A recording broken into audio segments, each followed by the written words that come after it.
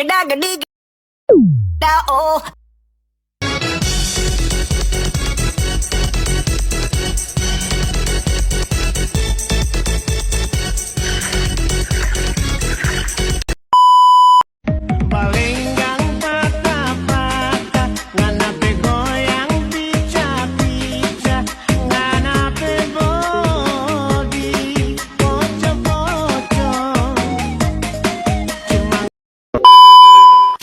Assalamualaikum warahmatullahi wabarakatuh. Di sini saya akan mempresentasikan tentang sejarah teknologi persenjataan kimia.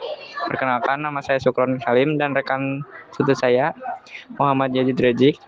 Untuk yang pertama, pengertian.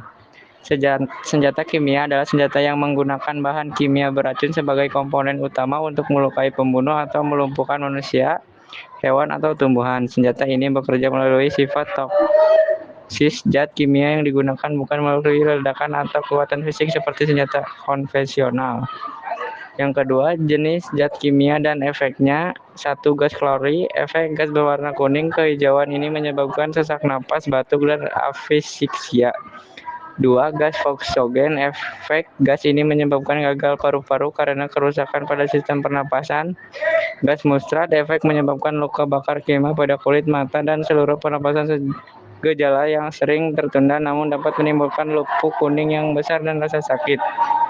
Yang ketiga, menggunakan senjata kimia dari masa ke masa. Menggunakan zat beracun dalam peperangan sebenarnya sudah ada sejak zaman kuno. Contohnya 4400 SM sampai bangsa Yunani dan Romawi menggunakan asap beracun dari pembakaran bahan bakar tertentu untuk mengusir musuh dari gua atau benteng perang kuno di India dan Tiongkok. Racun dari tanaman dan hewan digunakan untuk melumuri panah. Perang Dunia I. Awal senjata kimia modern. Senjata kimia pertama kali digunakan secara besar-besaran dalam sistem dalam Perang Dunia I 1914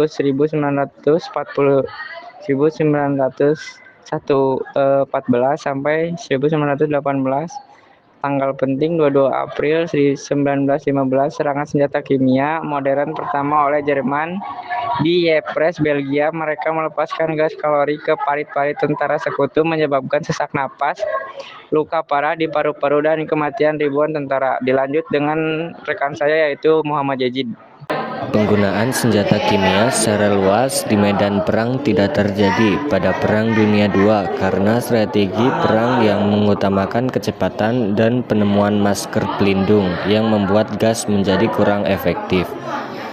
Namun, Jerman menggunakan gas beracun, terutama Zyklon B, dalam skala besar untuk membunuh para tahanan di kem-kem pemusnahan Nazi selama Holocaust, dan Jepang menggunakan senjata kimia secara besar-besaran terhadap Cina pada periode sebelum dan selama Perang Dunia II.